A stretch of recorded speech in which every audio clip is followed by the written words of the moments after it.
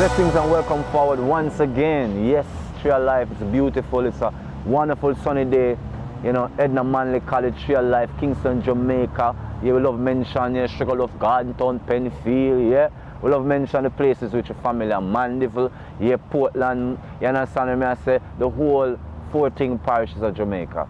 Harmonious and beautiful. Welcome, you know what I mean, to Reasons at the Trail Life.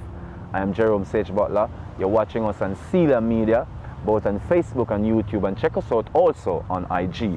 Or you can follow me, Jerome Sage Butler, on IG and also on Facebook, right?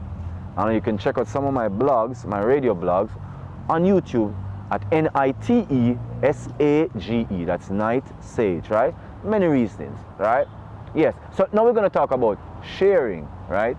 And we can even add a little caring, but especially sharing. And one would say, why should we share? Especially in the context of modern life. Modern life tells us that the individual's real pursuit is to be happy, is to be satisfied. And that satisfaction is an individual pursuit. Hence, basically, what I have accrued in my life is really mine to do as I please with. With such a mindset, sharing is not necessarily the most significant or fundamental principle. In such a mindset, the world will tell about boasting, right? So to be boastful, braggadocious, and especially egocentric, accruing this kind of a self-praise from what you do, means that you don't want to share your praise nor your glory unless it will make you seem more aloof and more, what you call it now, more esteemed, right? If you not do that, you don't want to share, right? Sharing in its truest context means that you're allowing a collective principle, a cosmic principle. The modern context has too much stratified life.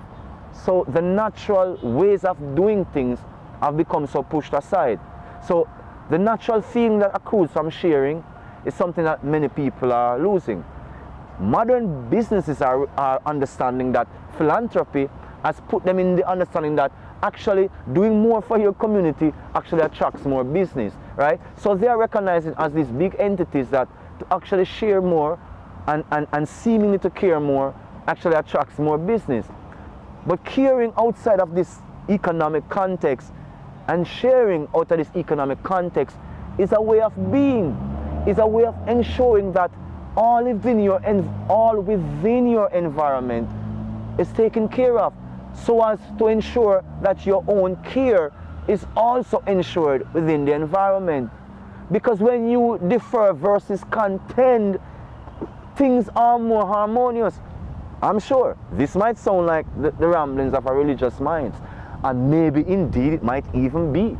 But you can experiment and test for yourself and see how much separation has caused us to be more ungrateful, ingracious, and more selfish, versus how sharing has promoted more tolerant, kind, and harmonious ways of life.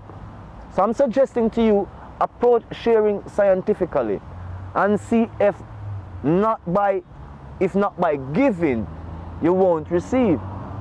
Approach it scientifically and see if there isn't reciprocity in what you give out also returns to you. So in an egocentrically driven existence, where the individual is driven towards his own self or her own self-promotion and therefore is more selfish, look into that existence and see exactly how it manifests, and see how much competition and how much conflicts are generated by such aggrandizing states of existence that allows very little, if any, sharing at all, versus an experience which is more reciprocal, where an individual shares, includes others, not just in the experiences that they have, but in the decision making that will actually and ultimately affect the decisions they have. So imagine if we, through caring and sharing, recognize that this is not just a way for us to exchange material likes, but for us to also ensure a more harmonious and civil activity within communities. that if you consider others in that which you quantify as your own, then others in like stead would quantify you in their concepts as a part of their own ideas and worldviews. So they foster a worldview that is more harmonious, one that presupposes that the individualist, selfish, ego-driven life will lead to contention and more subdivision and separation, versus a sharing, caring, kind life that differs, that teaches us to be more inclusive, that teaches us to be more supportive, that can find more connectivity and more collective harmony. And truly, ask yourself, if that doesn't achieve more of the states of human life that you and I would truly want to benefit from. Tell me, honestly, tell me. I know sometimes people are always saying this, right? That they're wondering to themselves, is this a matter of just idealism? Because I have considered that too. Is these ideas about wholesome, caring and sharing existence, are these just pure idealism? Like I said to you before, approach them scientifically. See how much your contentious, individualistic driven mindset, how far it gets you into the true harmony and into the true presence of others, versus a true caring, kind act that is only based in the desire to offer to others equally as you would have desired others to offer to you. You know, sometimes one of the vast literature that I've read on kindness refers to kindness and sharing as the true spiritual currency of divine experience. That how you would want to say you spend money to acquire what you want in this life, that kindness and sharing and caring is a true spiritual currency.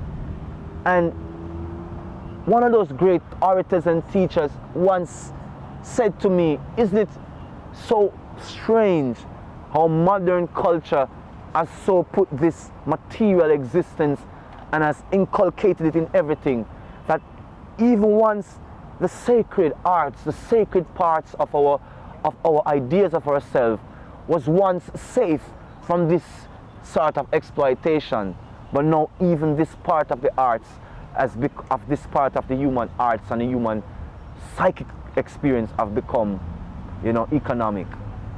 But kindness, sharing and caring is truly the capital of the spirit. It's a capital of the divine existence. And until you are able to use that capital to have your experience and to have your being within the living cosmos, then such ideas of caring and sharing and kindness will be but ideologies unto you. But until that point of your awakening, my thoughts to you is, in this moment, as you consider how much you actually have acquired in this life and how that has made you feel, I ask of you to consider those who have not acquired nearly a fraction of what you have acquired, how it is that peace reigns within their soul. Before we think this is the only way to fulfill ourselves, ask ourselves, the man that is thousands of miles away in the mountains, knowing but nothing but a morsel daily for sustenance, how does that one quantify goodness? How does that one measures their existence? But yet, look amongst those individuals, within the morsel of their existence, they share, they care more, they touch us more genuinely. They are truly our examples of what life is about. Those in the high societies with all the wealth you contend the most, you are most dissatisfied. And those amongst you who have learned satisfaction have learned that 7-letter word called sharing. Or however you spell it. Maybe it's kindness and it's a 10-letter word or a 9-letter word. But unto you I say, I am sharing from the kindness of my heart, words, information, energy that I hope sparks you into your own genuineness, into your own sharing, into your own caring, kind ways of being. I am Jerome Sage Butler, the Tree of Life. No expert on psychic existence, no expert on spiritual existence, but I truly am an expert on my own existence and on my own life. And from what nature, the Creator, Yahweh, the Emperor, the Empress, my mother, my father, my friends, from what Tree of Life has taught me, I share with those who wish to learn. Have yourself a blessed and wonderful experience. Remember, you are a blessing to yourself and to your entire living cosmos. Yeah man, you're a blessing to your environment. So be that blessing